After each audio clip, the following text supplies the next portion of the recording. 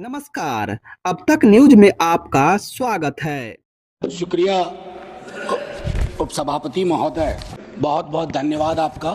इस अवसर पर मैं महामहिम के अभिभाषण पर अपनी बातें अपने दल की ओर से रखने के लिए खड़ा हुआ हूँ।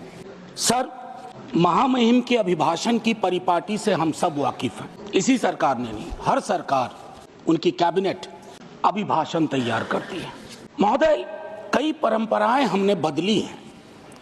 बरबस एक ख्याल आता है कि अगर ये परंपरा, इस पर हम सोचें कि महामहिम अगर विशुद्ध अपने अनुभव, अपनी पीड़ा और कोई ऐसा मैकेनिज्म हो, ये मैं आगे के लिए सवाल छोड़ता हूं। क्योंकि मैं आज सुबह सोच रहा था, माननीय उपसभापति महोदय, अगर धृतराष्ट्र ने महाभारत को संजय की नजर से ना देखा होता तो क्या होता। संजय को कैबिनेट मान लिया जाए। मैं इस संदर्भ में ये बात रखना चाह रहा था। खैर, जाहिद ने मेरा हासिले ईमान नहीं देखा, रुख पे तेरी जुल्फों को परेशान नहीं देखा। तो जो परेशानियां हैं, जो दिक्कतें हैं, वो अगर रिफ्लेक्ट होती है सर, तो एक कलेक्टिव विल उस पर काम करेगा सर। दुनिया की कोई ऐसी समस्या नहीं है जिसको हम लोग साझा रूप से हल नहीं कर सकते हो। यह पक्ष विपक्ष का मामला नहीं है। उस संदर्भ में यह बात मैं कह रहा था सर। यह अवसर है, महाकुंभ में जो जाने गई हैं, मैं उनके लिए श्रद्धांजलि व्यक्त करता हूं अपने सभी साथियों की ओर से। सर, मैं आंकड़ों में जाऊंगा ही नहीं। मैं कोविड के दौर का भी गवाह हूं सर। कितनी लाशें अनअटेंडेड चली गई सर। अति साधारण लोग हैं ये। जिंदगी में डिग्निटी चाहिए सर, संविधान भी कहता है, लेकिन मौत में उससे बड़ी डिग्निटी चाहिए। अगर हम डिग्निफाइड डेथ नहीं इंश्योर कर पा रहे हैं सर, तो ये हमारे सामूहिक विफलता है सर। क्या आंकड़े की बात करूं।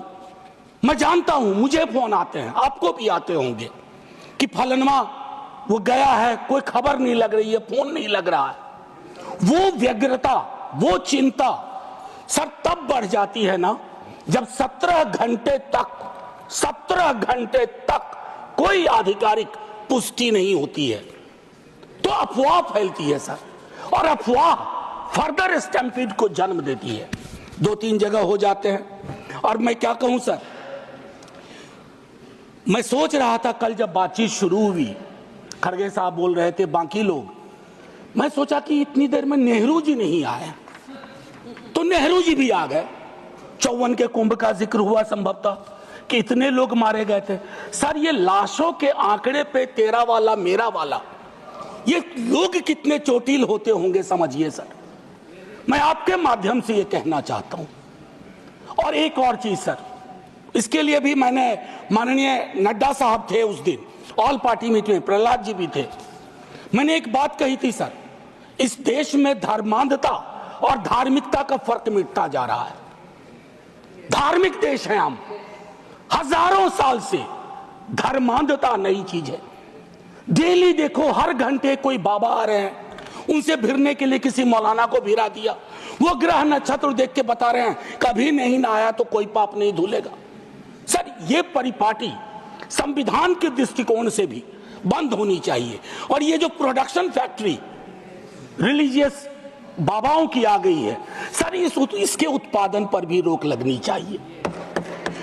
सर, दिक्कत क्या है, प्लीज बैठकर सर, बैठकर बात नहीं, आप आपस में बैठकर बात नहीं प्लीज। सर, मैंने उसके कहा था कि हर धर्म के अंदर इस तरह के सुपरस्टिशन जन्म हो रहे हैं। और मैं एक और बात कहता हूं सर, ईश्वर को क्यों ठग रहे हैं वीवीआईपी दर्शन। ईश्वर के समक्ष भी ये बात होगी कि एक जनसाधारण का दर्शन, एक वीवीआईपी दर्शन। सर, ये संविधान सबसे मजबूत चीज है। पॉलिटिकल पार्टीज कलेक्टिव विल है। कोई भी वीवीआईपी दर्शन किसी मंदिर में, किसी दरगाह में नहीं होगा। कभी प्लीज आप बैठ जाइए, सर, मैं सिर्फ इतना कहना चाहता हूं सर कि माननीय महामहिम ने एक बात रखी कि सरकार के निर्णयों से गरीब, मध्यम वर्ग, युवा, महिलाओं, किसानों को सर्वोच्च प्राथमिकता मिलती है। सर, अगर ये सच होता तो मैं ये सवाल नहीं उठाता। आंकड़े तो हमें उपलब्ध ही नहीं हो पा रहे हैं सर, सेंसस ही नहीं हो रहा, तो बाकी छोड़ दीजिए। हम कास्ट सेंसस की बात करते हैं, यहां सेंसस का एलोकेशन ही देख करके चिंता में पड़ गए हैं कि आखिर कौन सी चिंता है। सर, ये आंकड़े चिंता का विषय है सर। किसान प्राथमिकता में है और किसान से संवाद नहीं है सर। असल में एक बात एक कवि ने कही थी सर, आप मुझसे बेहतर जानते हैं, कि लोहे का स्वाद लोहार से ना पूछो, उस घोड़े से पूछो जिसके मुंह में लगाम लगी हुई है। ये हम पूछना भूल गए हैं।